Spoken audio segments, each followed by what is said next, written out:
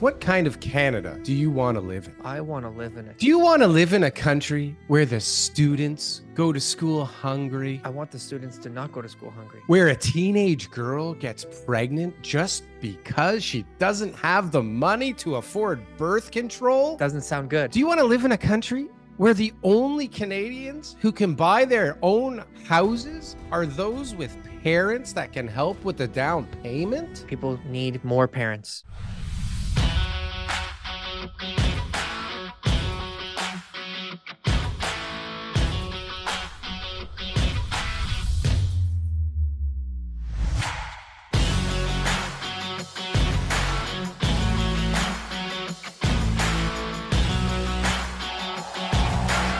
How can we not raise taxes though? I mean, we've been talking about this forever, and there's tons of taxes that have already been implemented.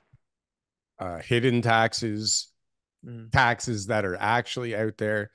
But I guess this was all about that the capital gains tax is happening in like a week or 2 weeks, 10 days. Yeah. I did That's three not good. deals. I did 3 deals before the deadline that where it applied. We got closings before the 25th. Because cool. Like you rushed it to get it in before that. Everybody when we was looked like, at the let's offers, go, let's go. I wouldn't say we rushed it in. It was a factor. Yeah, I guess it was a factor in 2 of them, but we definitely negotiated in the offer to get the closing date based on that. Yeah, so because of that. Well, yeah, we were like, hey, big factor. If you close this earlier, we can, how much do we save? Price. What do we actually 40, not paying taxes? 100,000. There's there's big numbers. What, these are different deals you're saying? One was 40, one was 100? Yeah. Okay. So, I mean, it's significant for sure. 100K makes a big difference for damn sure. I think so, yeah. If you can close that quickly and get the hell out and the other people are on board, why the hell not? That's money, right? Do what you got to do. Got to do what you got to do, especially in this goddamn environment. I mean, now they cut rates. So now can we officially say the recession is here? Is there a recession? Recession is here. Let's mark it on our calendars. It started. I don't know. Let's do like June 8th. Do you feel like what's going on out there? Like, I know you're very busy, obviously. Listing. Lots of listings. They are like, we want to sell because we got to get out.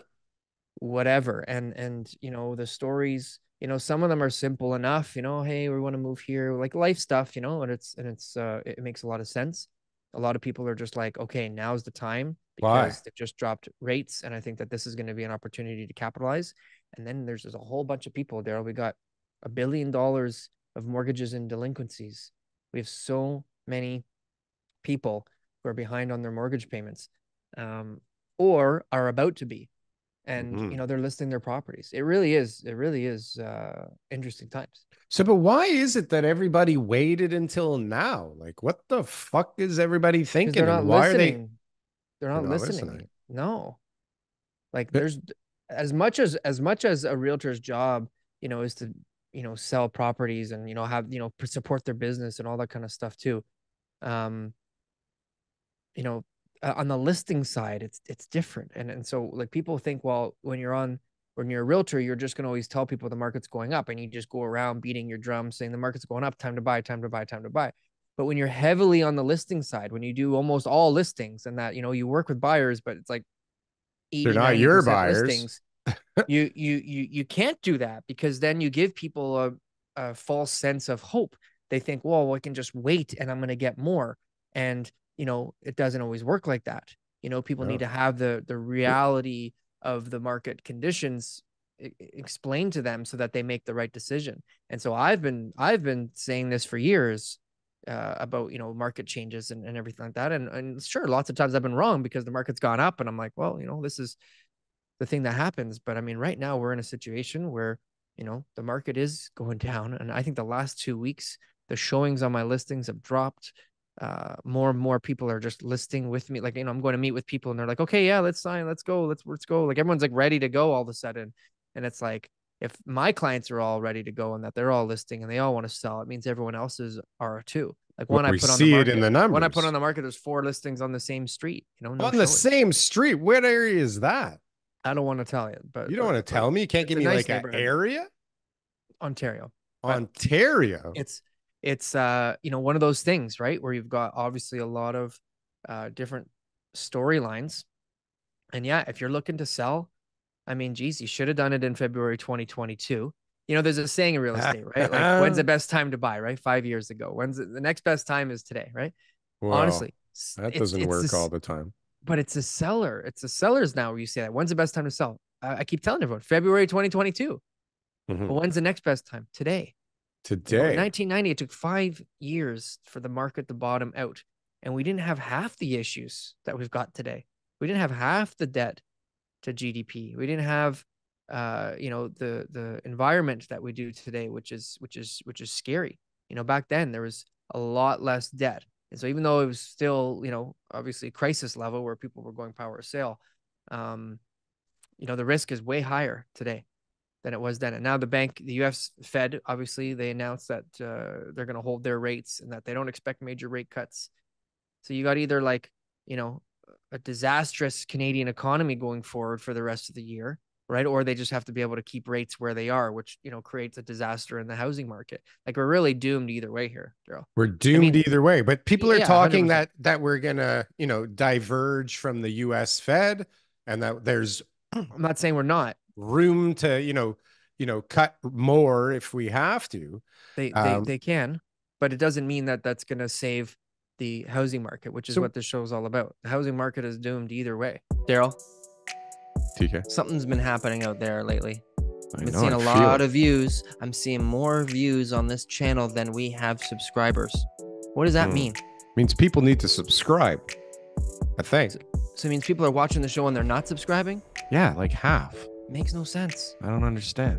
Guys, what are you doing? Like, comment, subscribe, hit the damn bell. It's an hour. Like, just do it. Jesus. The housing market is doomed either way. It's doomed either way. Unemployment, all I these don't know how people bad are it'll get, but it's there. It's obvious. loafing around right now, right? Like Yeah. unemployment's starting to tick up. And we're not building anything anymore. This is like a really big fuck up.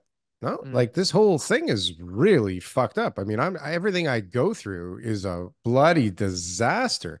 Let's talk about 1 second. Let's go into, because you brought it up. Receiverships are kind of going through the roof, sir. I guess they're not receiverships. They're power of sales No, when it's a house, receiverships but are going up through receiverships, the like, roof. guess who's back in the news Our again, boy, TK, our our boy. buddy Mizrahi. Oh, Hey, can you? but Okay, what would you not lose confidence in what he's up to? Like, but come hold on, on a that sec. guy is shifting bank account. I wonder how many bank accounts that guy has under control, and what that looks like on a day to day. Oh my God, like the juggling act. But okay, Yeah. like let's go back in time. Like this poor guy. I feel bad for him. I mean, I've kind of been there. I've been there, not on a world stage though, right? Yeah. I mean, I was pretty embarrassed when I was kind of going through my little hell, but this, You wouldn't let's want somebody doing a podcast about you. well, but let's just picture this whole story. I mean, the guy is obviously he's an immigrant. He wasn't born here, but he makes this wonderful business. He builds this wonderful dry cleaning business and he's successful and he probably, dabbling in some real estate and he decides he's going to be a developer. And I don't think this was his first project, but somehow the dude ends up assembling the top fucking possible assembly and property in like Canada. Okay. One Bloor Street. Somehow this guy convinces everybody to sell to him. I mean, it's not totally somehow. He paid a bloody fortune for everything there, way too much. But if the market didn't change on him 17 times, because that's how long the project's been going on for, like this poor guy went from, successful dry cleaner to on top of the world for having the best piece of land on, this part of the, in Canada, for Christ's sakes. Okay. He's got the best piece of property in Canada and he's on top of the world. And then like all hell just starts breaking loose, right? Because there's been stories about him and that project and money and weird shit forever, okay? Forever, from almost day one, while he's amassing other properties and other projects with God knows how the money's coming together. I don't know. I'm not saying anything. I'm just saying, like, who knows where all this money's coming from? Because all of a sudden he's got project after project after project. And so now two more of them are going into receivership. And it's like big every projects, big debts, a lot of money, we talked owed. about it before. Like when the first one went down, it was Doesn't just a necessarily matter of mean time. he's fallen behind on payments on all of those, right? So Um, receivership is different, right? When you've got commercial loans. So there's a little bit of a different process there. It doesn't always necessarily have to be missed payments that can put you under receivership. You know, there are other ways where they can apply to the courts and say it's clear that this business is about to, implode, yeah. and that if Help. we don't take over in order to be able to control the creditors, debts are at risk, and Yeah. so they can make an application to take control out of a vote of No non-confidence. confidence. Yeah. And So I mean, that could have obviously, been what happened, that is what because happened. as opposed to the projects are like one Bloor, different story. We got money issues there, and like finishing it, the construction, trying to be able to get the units sold, protecting the sales, then the contracts and the other units, like that place. I don't even know who is ever going to be able to take that over and at what price it makes sense for them to get involved. But we'll find out in that saga later on. One day, But a yeah. lot of people are going to lose money. Somebody's losing a lot of money. But the other projects might be fine, and that it's just a matter of they want to take control over, put it under receivership, and make sure that it's a court monitored sale and that everything happens a One little of bit better. them, well, one of them is a building that's just never getting finished. It's been going on forever. I'm pretty sure people live in it, but like it's just like never getting completed. And the other one is a brand new giant piece of land that Young and Steels. And it's just the same partners in both of those. And the partner's like, look, we lost confidence in him over here. Obviously, he didn't do the best job ever at the one. We're going to do what we can to get the hell out of this one, too. And that's Yeah. a big developer. Like, they'll just take it over. Yeah. But all of this is going to slow down even more units that, we're going to come on the market at some point. The We got enough one condo markets on the market right now. we got a what? Say We that got again. enough condo units on the market right Condo now. units on the Yeah, market yeah, right yeah. We now got by enough a condo mile. units on the market. Yeah. By a mile. But like, okay, so we have enough units on the market right now. How many of them are, 800 square foot plus two bedrooms with a den? I don't know. Like, I don't have that statistic, but are you But saying it's like a when you minority scroll of them? through it, well, I'm imagining. I mean, I don't really surf the web for resale condos or for, excess inventory in new developments that are built, but I'm guessing that a lot of it is, tiny little stupid units that if you're going to use your own money to buy and live in, like this is not an option for you, right? It's not even on the list, right? It might be in your affordability uh, target range, right? But you're basically fucked or you have to move into one of these pieces of shit. So we have all this inventory that is undesirable, which is I don't know. That's probably an even bigger problem, isn't it? Like if people, it's one thing if they're nice two bedrooms that Well, families that are yeah. actually in the buying pool right now want to buy. But if everybody's just investors and the investors don't want in because nothing makes sense for an investor, right? And the buyers don't want in because you can't fucking live in those little pieces of shit. Like now what? How do they get Well, I don't. absorbed? I think it's all tied hand in hand. I don't think it's one or the other. It's just when you look at when there is a lot of inventory, what that does is it puts downward pressure on pricing, right? And so I guarantee you, at the right price, all those small units get filled.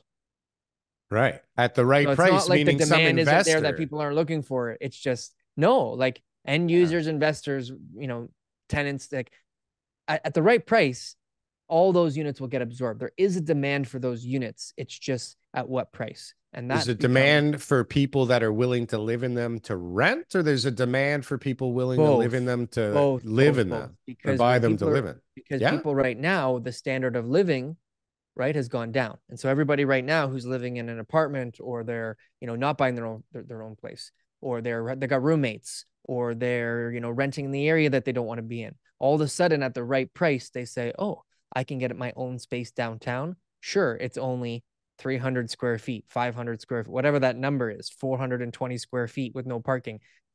Hey, that's better than where I am now based on my numbers. I can afford it. That's where I want to go. So I wouldn't say that the demand is not there. It's just that the prices aren't there. You think so, hey? Welcome Yeah. to the show. We have Allistair Trent, who has never been on the show. I don't even Joining know us how from we found South each Beach. other. I'm not even sure. He's somewhere. He's somewhere warmer than us. Welcome to the show. Good morning. Good How are you, morning. Alistair? Nice to meet you. You as well. I'm Good. actually, this is the place behind me is my place in Playa del Carmen, but I'm actually physically in the building that's just behind you, Darryl, in the Harbor Square condominiums where I've been living since like 1997. Nice. Beautiful. Okay. Well, welcome to the Downtown life. show. From what I gather, you're a realtor, a lawyer, and an investor. Is that right? No, not really. I mean, Oh, I've been working in real estate since 1990 when the market crashed the last time, and because the market crashed, I ended up running a company called Rent Check Credit Bureau, running a legal department there. I'm not a lawyer. I'm a licensed paralegal and a realtor and a developer. And I ran that for a number of years. Basically in 2012.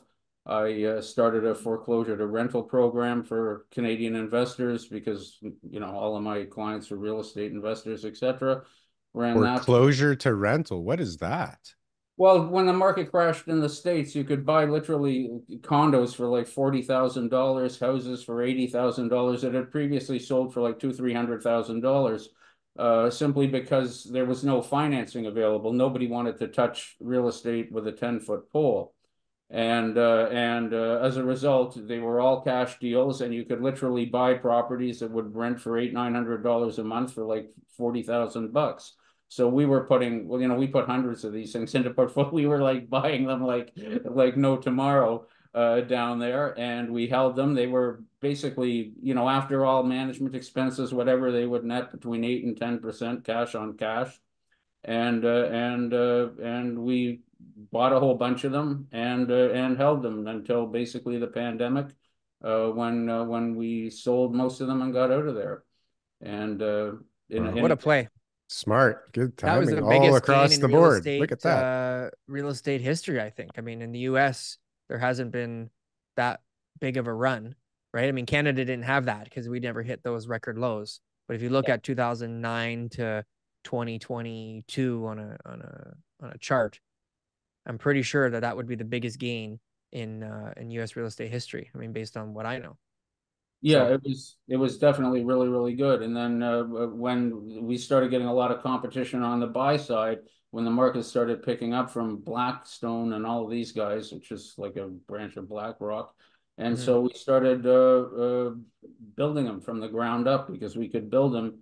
Still, no one would finance construction, right? So we could build them extreme. We were building like luxury homes for 90 a square foot, excluding land. What? Where? Where? Where is this? Tampa. Tampa, Mm, Florida. Mexican labor. Wow. Okay, sorry, I cut you off there because That, I didn't understand what you were talking about. that was very much the secret sauce. Was the a lot of The labor. labor that but then anyway, it got up to be to where we were spending more like 150 or so a square foot, and this was like right before the pandemic, and so we sold out of that portfolio, and now I'm in Belize, where I just finished the first house, and we've got another project that we're going to start up with townhomes there. No And way. I love Belize. Oh, Don and Burgess Key, San Pedro. crazy. You're building Nice, nice. townhouses in Belize. Yeah, well, That's townhouses awesome. Yeah, like I mean, Vacation rental stuff for people to Airbnb and all that kind of stuff, right?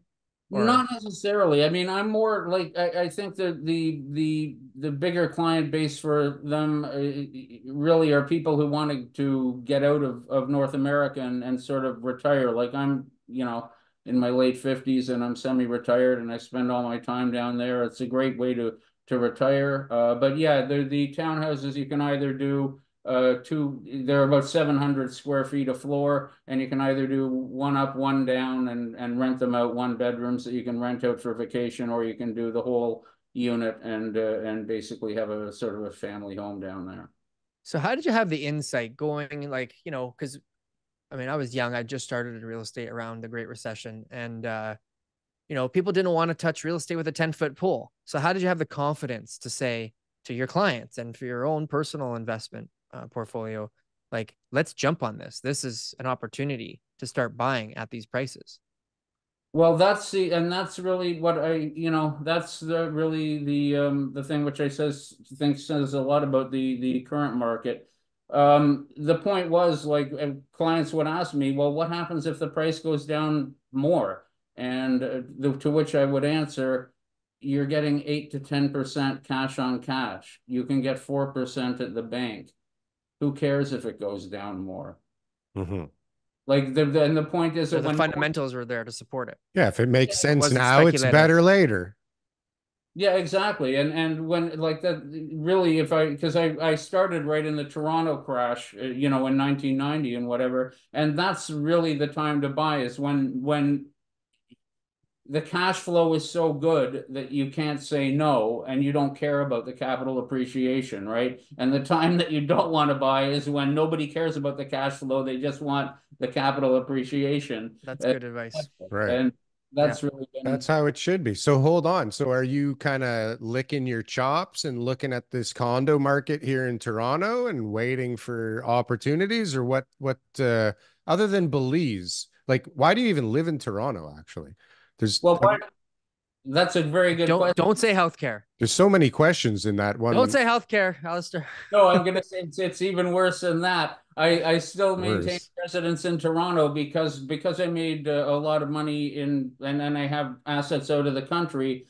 Were I to give up my Canadian tax residency, I would be hit with a departure tax or a deemed disposition of all my assets and capital gains on whatever that disposition.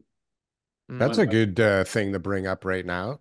The capital gains And tax. is that, well, before he says that, the disposition tax is going to be based on the size of the assets. That's so crazy. Yeah, but Correct? they like when you leave Canada and cease to become a tax resident of Canada, there is a deemed disposition of all your assets, and you have to pay tax on them. So, yeah. So based on whatever deemed disposition, meaning, you got $10 million, you bought it all for 5, they'll say, hey, you've got 66% of that $5 million gain after June 25th is going to be subject to taxes, and you got to pay out that tax, correct? Yeah. Even if you don't sell the assets, you got to pay out that tax when you leave. Yeah, exactly. And you can post security and do it anyway, which is something I've been considering. Like you can post that instead of actually paying the departure tax, you can post security for the departure tax. But I'm fortunate in that I have really good accountants and I'm leaving that with them. But for the time being, I'm trapped. Here. The word is trapped, Allistair. Trapped. Yeah, join the club. It seems they like gotcha. If you're over 40 now, you're trapped here, especially if you have kids. Well, so that's interesting. So hold on. In 1990 or 89, when you got started, how old were you at that point? I guess you must have been 20 something, late 20s. Yeah. Yeah. So how the hell did you know that and like how did you have the courage to actually buy in that mess? Right? Because most people, even though they know that you're supposed to, buy when people are dying and, stay, just like you said before, even though it's very hard for people to actually implement this and then find a group of bandits willing to invest with them to do it. I didn't. I was working for a merchant bank and I got offered a position there working for like $400 a week as an apprentice to the guy who ran the bank and whatnot. And my job was to do distressed acquisitions of properties and whatever. But at that time, even though we could buy, there were distressed properties coming out of our ears, right? But you couldn't sell real estate in Ontario to anybody. Like if you said you were selling an investment that was based on Ontario real estate, it would be like throw you out of the office, right? Because that was it was very much like Florida in 2011, where oh no, I'm not going to touch real estate. This stuff is toxic. And can you draw any comparisons to our current market, or do you feel that they're different? I think it's the exact opposite. Here, we still haven't come to, there hasn't been a capitulation here. Here, real estate is seen as is not something that's utilitarian, but rather as a financialized asset. And it's the only thing everybody wants to invest in. That still hasn't diminished. Maybe, and the government, I mean, when you have the government coming out and saying, we will protect your house value, and Trudeau has said in the past that, your house is your rainy day fund, your savings program, your retirement fund, all of this type of thing, and the government will not let you lose money on it. It's no surprise that people have bid it up to this extent. And it's also, frankly, a means whereby people, at the end of a long-term debt cycle, people can access government money from their house to invest in other things, etc., at near bank rate type financing. So it's entirely financialized. And when the market, if you were to allow people to lose money on these things and you didn't offer 99-year amortizations on mortgages and whatnot, it would not only it might encourage people to realize that you can lose money by just consistently investing in a leveraged play until, but if the government's not going to let you lose any money from investing and just leveraging your brains out, then why would you, change up your strategy? Yeah, exactly. Quick note here, just to give some context for people who are listening. In the 90s, I had a client own a property in Parkdale, and he was cash flowing, and the debt on the property might have been, 200,000, whatever it was. He was trying to donate the property. He was trying to give it away to charitable organizations or anybody for free. And he says, it's cash flowing. All you need to do is just sign the deed, take over the title, and you can have this property that's cash flowing. And he couldn't get rid of it. Still owns it today. Couldn't get rid of it at that time. That was the level of, there was so many power of sales going on. And it's Parkdale and whatever, and there's, multi-unit, yada, yada, yada. But that's the level of distrust that people had at one point. But we haven't seen that. Allistair, you completely nailed it on the head here. Is the mindset people have is real estate's a great investment long-term, and I'll do anything to get it. And so the argument is if prices do get cheap enough, everyone's just going to jump back in, and that the floor is going to be there at some point supporting these ridiculous house prices that we have in Canada that make no sense whatsoever, but fundamentally, and that you can't even find cash flow in 99% of the markets in Ontario. Like, how does that make sense? It doesn't. I mean, I will say I have had a couple of clients who have gone to, they sent me deals from Manitoba and whatever to look at.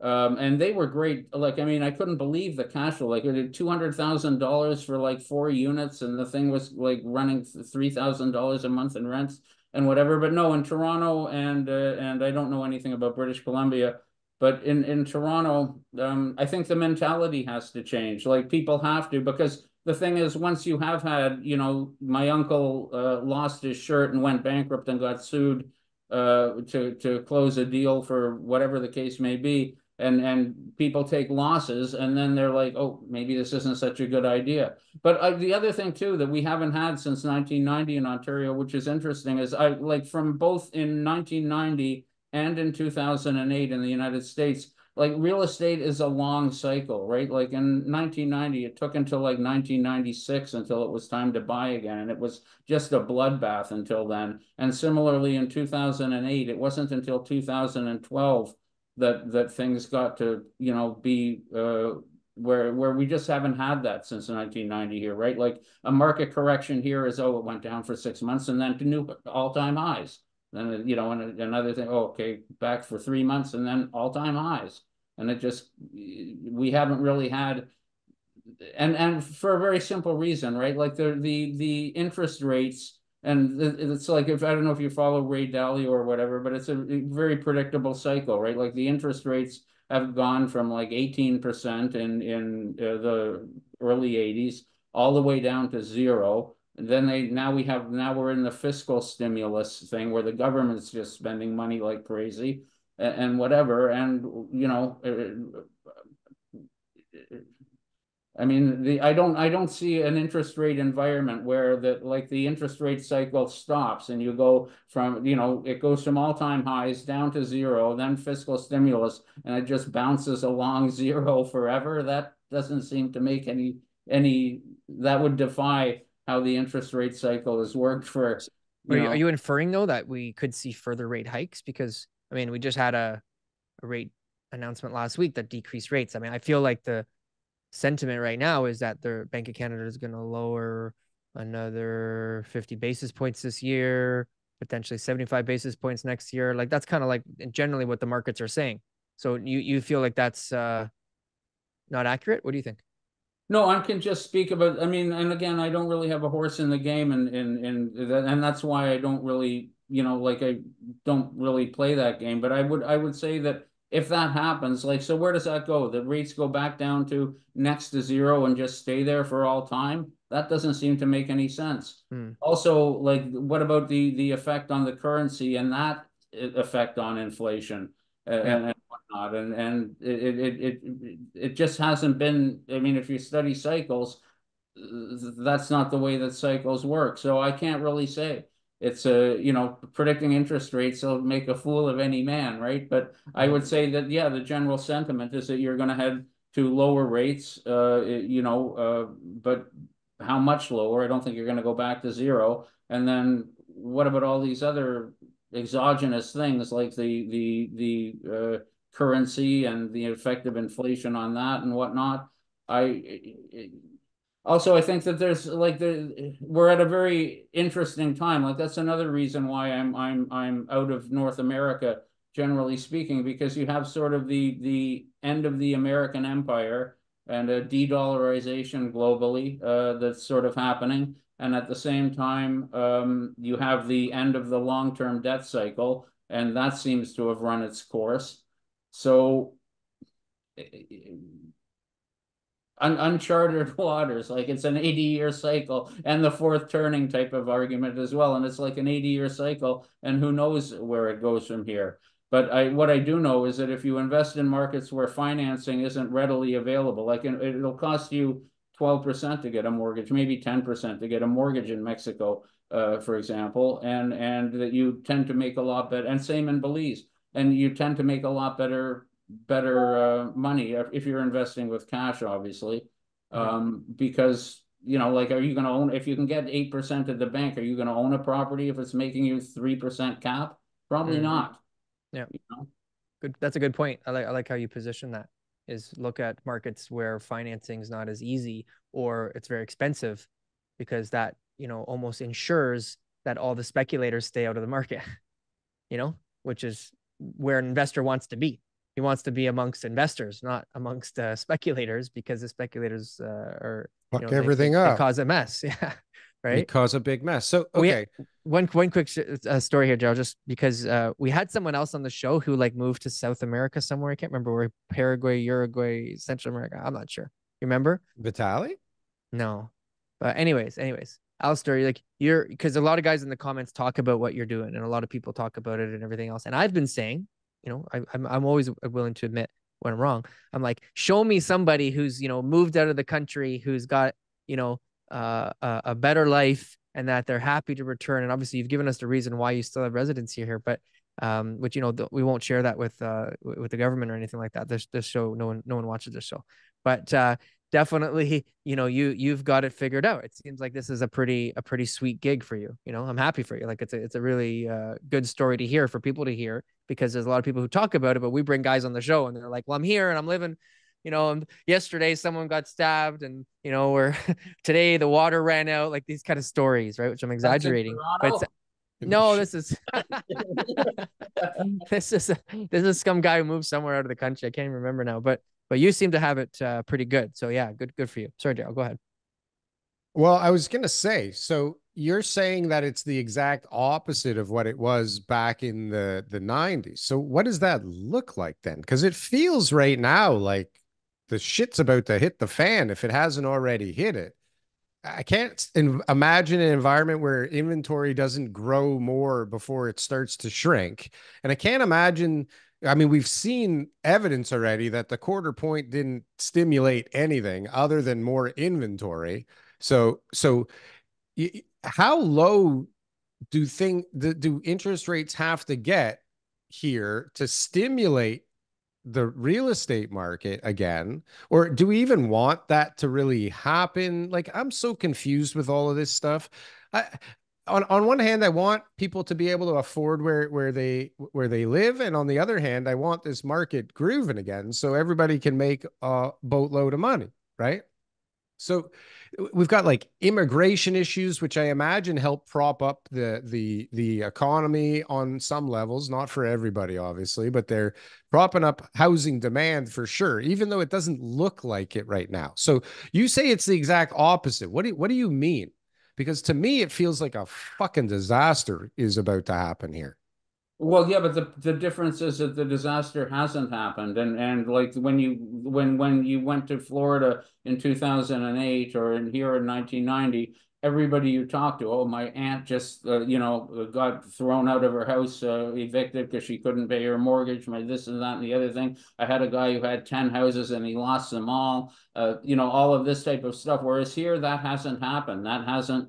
Like, so that there's no sting there hasn't, and maybe the sting is about to happen, and frankly, in my view, that wouldn't be a bad thing, not because I'm looking to buy here, but just because the real estate values have to bear some relation to what people can earn in the local marketplace and to pay for them, right? Like, to just say that you need to be like I was showing some rentals for a developer up the road like 2 years ago, and I had two guys show up and they were software engineers, and they were looking at this like 300 square foot unit up on Front Street. And it's like, oh, we'll never be able to own a place in Toronto. Now, like, if you've got software engineers and doctors saying we're never going to be able to afford a place in this market, you've got something out of whack with the reality of the economic fundamentals of the market.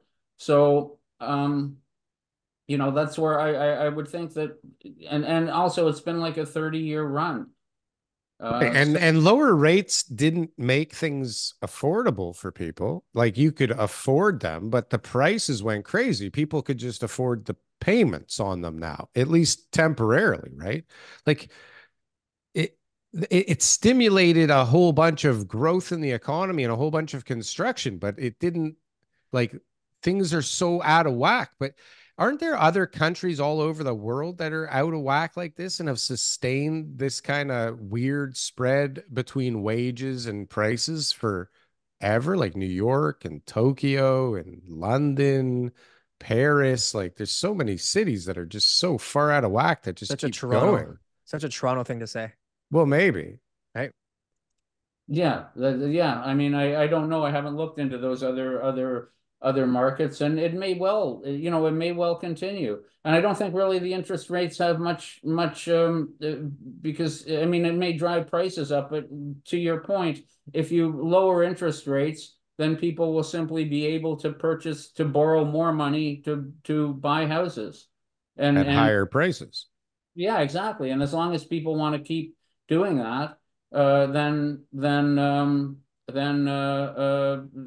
go on. And even on the construction side of things or whatever, like I can't, from having built houses in other places, I can't imagine. Like, I was showing a piece of land that I had listed to this guy who wanted to knock the house down and build something. So I was building in Florida at the time. So I just said, like, by the way, what is it going to cost you to build here? And the guy told me, and I thought, back of the napkin type of thing. I said, how are you going to make any money off of this, just between you and me? And he goes, well, if we were to build it and sell it today, we wouldn't make any money, but we know that it'll be up 20% by the time that we actually list it for sale. So, like, you know, I You're mean, the it's your listing, so you're like, yeah, that sounds about right. Yeah, you echo Jade them. Yeah, Oh right. my Maybe God. 25. Yeah, right. So I So mean, it feels weird to be nervous when the rate cycle starts going down again, isn't it? Like, shouldn't it eventually lead to stimulating things? It should, but I think if you do, like, if you research it, my understanding is that when the rate cycle goes down is when the hell starts, right? Like, That's right. mhm. because it's responding. They know a lot more than we do about what's going on, right? And it's a sort of an advanced response to something that's coming. Like, we haven't had major unemployment or major, like, I think we have quite a bit of business bankruptcies going on and that type of stuff in Canada, but it A lot of hasn't that's SEBA related. the The business loan, SEBA, when they got those The forty free money. thousand dollar loans that were forgivable, 20,000 was forgivable, and during the pandemic.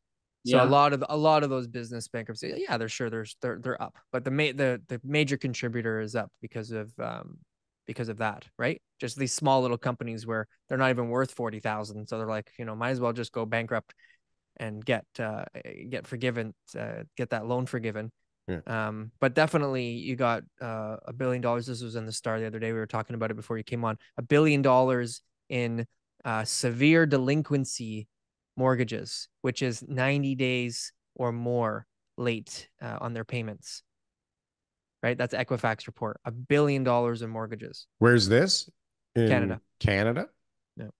$1 billion. When? Just now? All of a Just sudden? now, Boom. it was in the Star 2 days ago, and it was an Equifax report, and they were saying this is what's going on right now in Canada. And surprisingly, there was a lot in Alberta and Manitoba as well. It wasn't just Toronto and Vancouver. Really? Yeah. But So weren't I we don't know. expecting that? Didn't the banks start saving up and putting funds aside for all these power of sales that were coming down the pipe, all these long delinquencies that we all kind of had a feeling were in the, like, that's got to be a lot of these listings is people that are, about to default or just defaulted and are trying to kind of get ahead of things. No?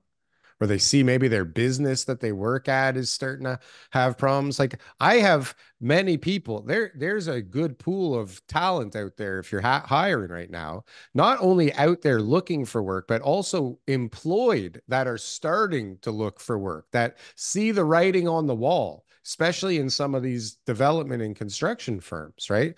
Because the companies, you can't be as busy as you were before. It's especially these bigger companies because you couldn't have bought anything recently, right? And you can't be like thinking about putting a shovel in the ground and you're not selling anything. So you have to be like, people have to be looking around going, I wonder if it's me or him. Like, I better actually not go to the washroom for an hour 3 times a day, you know? I think. I think something really interesting, Alistair, that people would want to hear from you. We got about 15 minutes left, and I think this would be a really good um addition to what you've already added, which has been great, by the way, is to, what would you give, how would you give advice to somebody who's younger right now, who's thinking about, building up a life for themselves outside the country? Like, where do they start? What do they do in order to be able to start being able to go on that path? Well, I mean, I think there's I don't, I think the American, I don't mean everything's going to collapse or whatever, but the idea that of North America, and we're kind of like a pimple on the butt cheek of America, right? Like, I mean, basically we're an adjunct of America. And I think that the American century is largely over. I think that it's a more globalized economy that's coming down the pipe. I really like Mexico, even though that's tied into America as well.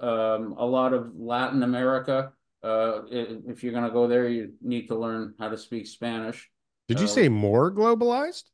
yeah, more globalized in the sense of a unipolar world, right? Like, not something where you can have America doesn't really make anything other than dollars, which it prints out and distributes all over the world and runs the international financial system. And I think a lot of countries are moving away from that. I mean, it's been huge news recently. The petrodollar died 2 days ago. or Saudi Arabia went off the deal that they had to require all oil trading to be done in American dollars. American dollars are a sharply lower percentage of world trade than they were only a few years ago. I'm surprised that wasn't in the news much more and for way longer, that deal was running out. Like, how did we not even know that deal was running out 10 years ago? How, right? Like, isn't that a Because we never major dreamed of that something being even an issue. We would just say, it's just the US renewal? dollar. That's Oh just my. what everybody wants. That is for like the obvious most reasons. important thing to have known about in God knows how long. Like, to prepare for that is pretty goddamn important, I think. So Allistair, you mentioned those places. So, you know, somebody can go and like visit those places. We'll learn Spanish. Step one. Yep. Then go and visit those places and kind of see what kind of environment it is down there. Like, how easy is it to get set up in Belize when you go there, like dealing with I guess one concern I have, I heard one story about these guys. They were an investment group. They bought an island in Mexico. They were going to develop a resort. They paid $4 million cash, or they got some money. They were in $4 million for it. And all of a sudden the cartels, you know, had the land registry change the island's ownership into their name, and they just lost their whole $4 million. It was gone, you know? So like, how is it in Belize? Like, is it a stable environment? Is the government, you know, appreciative of people coming there to develop? Oh, they absolutely are. And Belize is a very easy country to emigrate to. It's English speaking, so but it's a third world country. Like, you wouldn't go there in order to build a professional career. If you're going to develop real estate or whatever, I mean, I'll have a good story on that.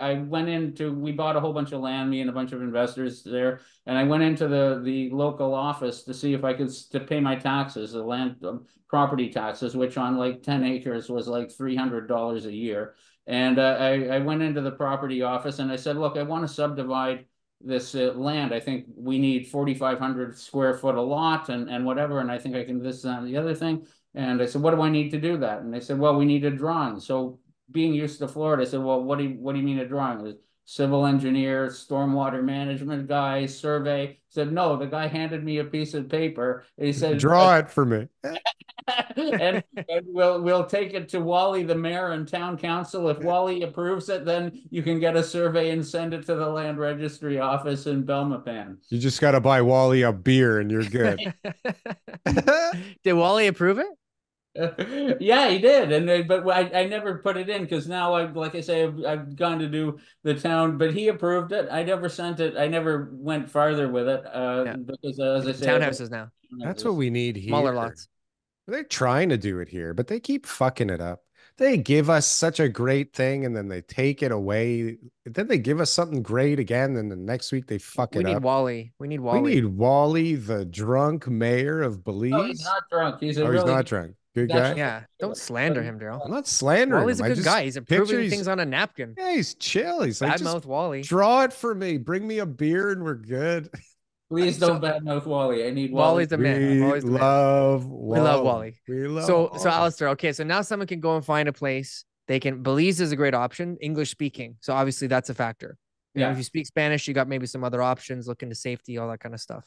And then what? I mean, do you want to establish citizenship there? You have to say, do you need to make this your, like a snowbird?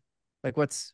Well, let me get something straight. I mean, I'm in an advantaged position because I still, practice regulatory law in Ontario over Zoom, and I live in Mexico. But in Mexico, you can get in, I think it's about $100,000. Not that you have to give them, but you just have to prove you have $100,000 and you can get residency there. Belize, if you go there and stay for a year, they'll just let you apply for residency because you stayed for a year. Either that, or you can invest $250, I think it is, and get residency there. So each country has its different residency requirements. But whether or not these places, it depends on what career you're in and all of this. Like, it works out like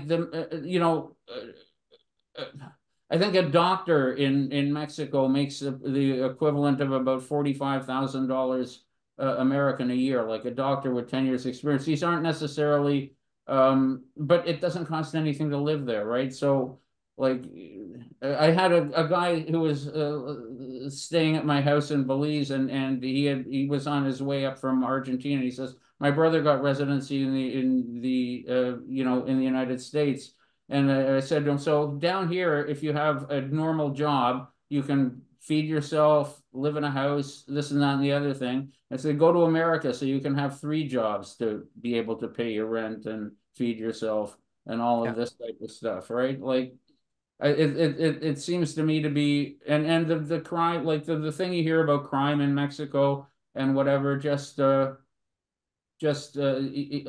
like Can't be worse than here. This place is a freaking hellscape now. Oh yeah, like I was living in Playa del Carmen from September till just when I came back now, and no homeless people, no like drug zombies, no tent cities. Any tent cities around there? No tent cities. None of this. We can't expand over there, TK. We cannot expand the operation. Shoot, we're gonna sell more tents. Yeah, I saw your tent warehouse sale the other week on the show. I think there's a lot of places around the world right now that are way better and way easier to live in. But like TK said before, I mean, people are just trapped, right? And they're comfortable, and it's a major endeavor to pick up, haul ass, and move to Belize. But I mean, having a job, like having a job that's transient online or something like that. Yeah. Like if you got a good job that you're able to secure, you got your own business. Are you doing that work from Mexico as well? Your regulatory law stuff? Yeah. Because I know right now you're in Toronto, right? You're in Toronto, no, we won't say anything. It's easier to be able to get things done when you're in the city because people have to deal with their bosses and, different things like that too.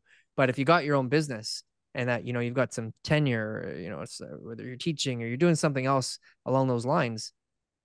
Listen, you're selling me, Allistair. I'm telling you, before I was saying Canada's the greatest place in the world. Why look anywhere else? But I think there are good places out there for people to live. And I think people should consider depending on their situation. Most people can't. Most people are trapped. I'm trapped. My job, I'm a real estate broker in Toronto. Until all my investments have enough, cash flow pumping out where I can, go live somewhere else, I'm going to continue working here until, I get to that point. Right. And I don't know the then you're going to be dead. My skill set is useless in another country where I'm not, familiar with the neighborhood yet. Right. So I feel like I'm in that boat. Well, for what it's worth, the guy who runs Remax Belize is a Canadian guy, Will Mitchell. He, another agent moved down there. Yeah. A lot of people, that's a very popular career choice. You don't need a license or anything in Belize, by the way. You just hang a shingle. I'm a real estate agent. Yeah. Really? I'll help you find a place. Yeah. That's Belize funny. Is sounding better and better every day. And are you getting more? So now you've got these people, you've got these townhouse projects, you got other stuff going on. Are you seeing a lot of other Canadians leaving? Are you getting inquiries or like? What's the flow? And is it retired people or people who are still working? A lot of people are like on the verge of retiring. And like I had a lady yesterday I was just talking to, because, I'm friendly with a lot of my clients too, in the legal side of it and whatever. She knew, I was in Mexico and whatever, and she's moving to Spain. I see a lot of people that are just looking to get out because they don't want to spend the money here. And for me, like, the other thing too is that the tax structure is such here that it like I had a bunch of people working for me in my practice and all of this type of stuff. And do I really want to, do you really want to go through all that? The government's going to take it all anyway. And it's better to just sort of run as a skeleton practice part-time and live somewhere else, right? That's so unfortunate, and it's true. So it seems like after 4 years of doing this podcast, TK, 4 long years of looking for the solution to the housing crisis, we found it. You just fucking move. We're great at talking out of the housing crisis, right? Haven't solved the problem yet, but we're great at talking about it and going on and on and on. But I think that's Allistair solved it. It's not the Canadian solution. It's the individual solution is to just leave Canada. Maybe if everybody leaves, then it'll be fine again. You don't have to worry about it anymore, right? But that's what we've been doing now for 4 years, Allistair. It's just like, looking at every new sort of development, policy, announcement, market trend, all that kind of stuff. And each time, we've predicted like basically nothing. Yeah. But we do talk about stuff a lot, and our guests talk about stuff a lot. They pretty much predicted about absolutely jack all, but it's fun to talk about, right? And people like to hear people talk about it. There's actually a comment we got in the show last week or the week before where the guy said everybody else is out there, creating videos on like what they think is going to happen and all this kind of stuff, but these two nimwits just talk about their day and what was going on this week, and really that's all you can do, right? Is just kind of get the inside scoop. Darryl's a developer. He's dealing with his problems. I'm a realtor. I'm dealing with all my problems. And that's all really you can do as a homeowner, an investor, speculator, a hopeful homeowner one day. You can just sort of get as much information as you can and follow the markets. Like what else advice would you give? Sort of just the end the show here. Life advice, investment advice. Like what would you give people? You said you're near retirement. You're in your 50s, you didn't wait until you were 65 and you were too old to do it. What kind of advice can you give to people? I don't know really. Just I've been privileged just to never have done anything that I didn't enjoy doing, whether it's building, the law, the all of these other things, and that's really the and to look beyond the immediate thing, like the like you're not trapped in Canada. There's not that I say, like, I never thought I'd leave Toronto before I went to Florida, right? I was just of the same view, but really there's a whole world of possibilities out there, and to not limit yourself to looking in your own backyard. Like that's another thing with the real estate investment. Everybody thinks it's safer to invest in their own backyard. I don't want to spend $40,000 on a condo in Florida. That's risky. I'd rather spend $500,000 on a 500 square foot place in Toronto. That's less risky. That's negative cash flow every month. That's I don't really. And in terms of solving the problem, the thing is that the market is a self-correcting thing, right? Like if you just let it alone and the government wasn't devoted to the thing that nobody should ever lose any money, no matter what stupid decisions they make, there'd already be a lot of people who had lost their houses if they weren't on, converting to 90-year amortizations and all of that type of stuff, and prices would be a lot lower. But the market is a self-correcting type of a thing, and the problem I think is in everything. And I mean, I make a living off of it, but the government in Canada is just involved in every aspect of your life. Another thing I love about these other, like Mexico or whatever, it's a socialist country. Highest marginal tax rate is 35%. The government leaves you alone, doesn't bother you, like doesn't care what you're doing, as long as you're not causing any trouble, Or running for president. Yeah, because, or wanting 37 candidates. Sorry to do this to you. Well, yeah, the 37 candidates, Darryl, were assassinated. There was an election. 37 of the people running for the president got assassinated. Yeah, because people wanted to vote for them. Oh my God, that's such a crazy statistic. How is that even possible? What do you mean? I mean, well, first there's of all, no crime in Mexico. Run if they knew they were going to get assassinated. And two is, like, after the first 10 guys got done, why wasn't somebody hiding in some bunker saying, I don't want to do it anymore? I'm out. I'm out. Why did he Please stay in the race? Take me off the ballot. Get out of the race, man. You're about to go down. You're not going to save the world. There are some places in Mexico that are notoriously bad for violence. But I mean, even if you're in like Playa del Carmen or what's that place on the Pacific coast?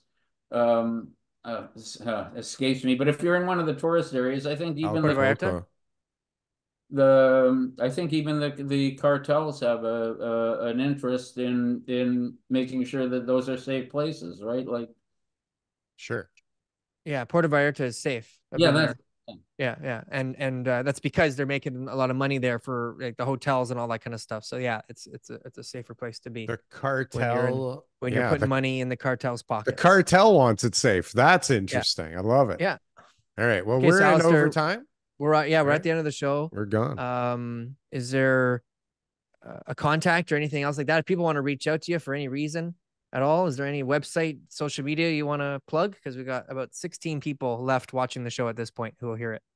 I don't really do social media. I am on, like I have a investtrent.ca, which is just my legal site if you need to contact me or want to learn about the Belize stuff or whatever, by all means. But I don't really do the social media thing. No problem at all. We appreciate you having on the show. That was way better than I expected. And I learned a lot and I got a lot of great stuff. I didn't think we were going to go in that direction at all, but I'm glad we did. And then just before we let you go, I have to ask you, are you D Trent from the comments? No, I'm not. Okay. I mean, just checking. just checking. You got the same last name. You got the last name. Maybe it was like, it's too obvious that I'm just going to do it. But no. Okay. Well, I wanted to clear that up. Thanks for joining us, TK. Thank you for having me. Thanks a lot, Allistair. Pleasure. Yeah. All right. Learned a lot. All right. Enjoy your weekend. You as well. Take care. Bye-bye.